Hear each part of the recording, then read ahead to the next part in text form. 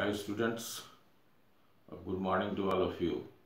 Now this is B.K. Misra from Woodbine Modern School, your chemistry teacher, and today I am going to give my lecture number 9th of class 9th chemistry. Now the chapter is matter in our surroundings. In our previous videos we have discussed about the different states of matter, and we were discussing how one form of matter is converted into another, that is interconversion between different states of matter. Now we know that matter exists in solid, liquid and gaseous state. Now we have also discussed the effect of change of temperature. Now today we are going to discuss that what is the effect of change of pressure, that is when we increase pressure or when we decrease pressure, though it is accompanied with the increase or decrease of temperature also. Now when we increase pressure, the particles tend to come closer and it converts from one form to other form. Now gases can be liquefied by increasing pressure accompanied by decreasing temperature. Now see, the process can be illustrated on the board by saying that we have took here a cylinder in which the gaseous particles are put there. Now this is a piston. This is a piston which is used to increase or decrease the pressure. Now this is the piston. This is piston which is used to increase or decrease pressure, and these are the gas particles. What are these? These are the gas particles. Now see, when we increase the pressure or move the piston inwards, that is we compress the gas and decrease the temperature, that is cool it. What happens here? The particles which are having greater space tends to move closer, and when we further compress and cool it, the particles tend to move further closer, and therefore it converts from gaseous phase into liquid phase. Now these particles, here the gas particles liquefies, the gas particles liquefies means it converts from gaseous phase into liquid phase. Now oxygen gas can also be liquefied into liquid oxygen. Ammonia gas can also be liquefied into liquid ammonia by increasing pressure and decreasing temperature. Now solid CO2, that is solid carbon dioxide, which is also considered as dry ice, converts itself when we take a piece of solid CO2. It converts, if we increase the pressure, that is the pressure is increased to 1 atmosphere, which is the atmospheric pressure.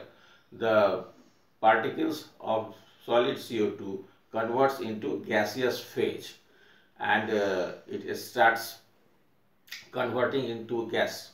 So solid CO2 is also considered as dry ice because of this property.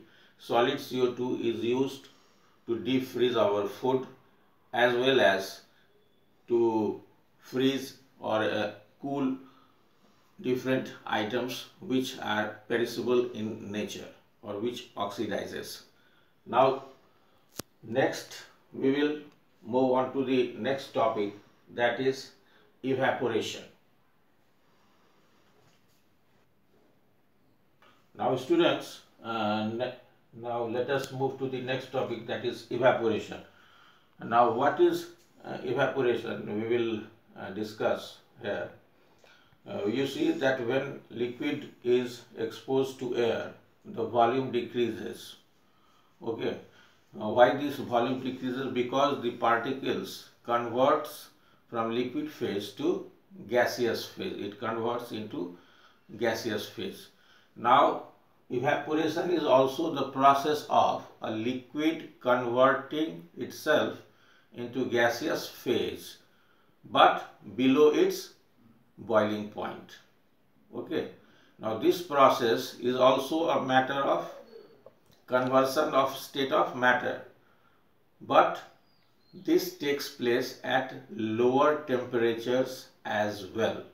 Now why is it so? We will see and discuss more in later course of our video, but let us now define what is evaporation. Now evaporation is the process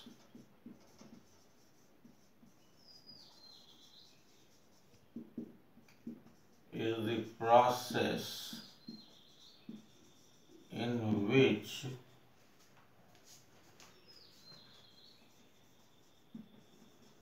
liquid changes into gas or vapor below its boiling point. Now you see that this is also a case of change of from one form to other, but the temperature is low, is below its boiling point. Students, now see what are the differences between evaporation and boiling or vaporization. Now evaporation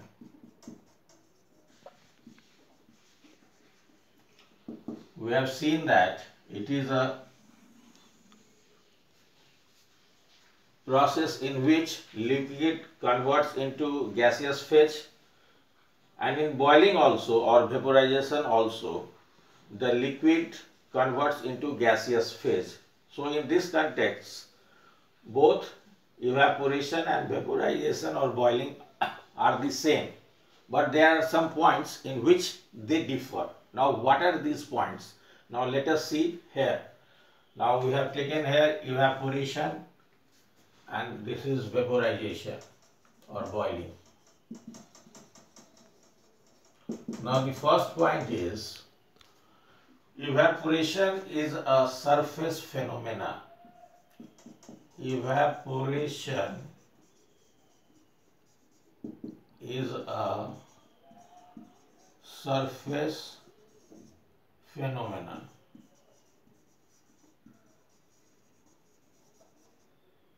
Whereas vaporization is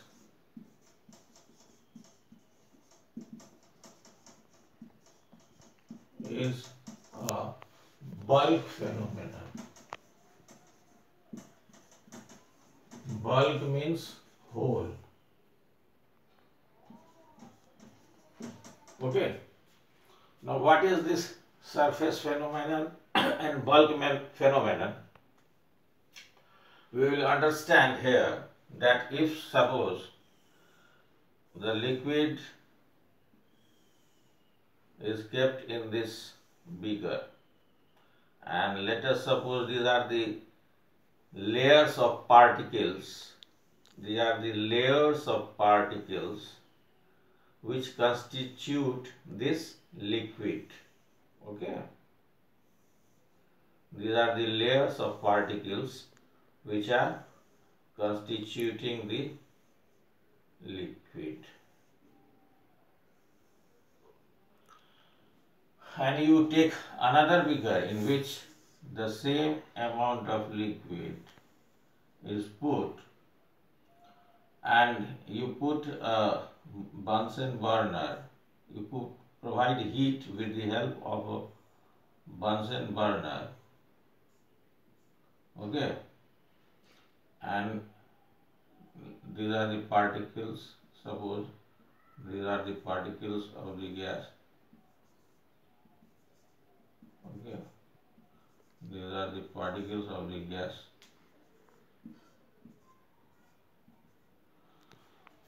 Now see, when we give heat and the temperature rises to its boiling point, what happens? The whole particles get kinetic energy by this heat energy. This heat energy is converted into the kinetic energy of the particles. So the whole liquid, so the particles which constitute the whole liquid get enough kinetic energy to convert from liquid state to gaseous state. So this is a bulk phenomenon, whereas that is not in the case of evaporation. In evaporation, when the temperature is below its boiling point, what happens? The layers of the particles which are at the top layer, now this layer is exposed to the temperature of the room or something else.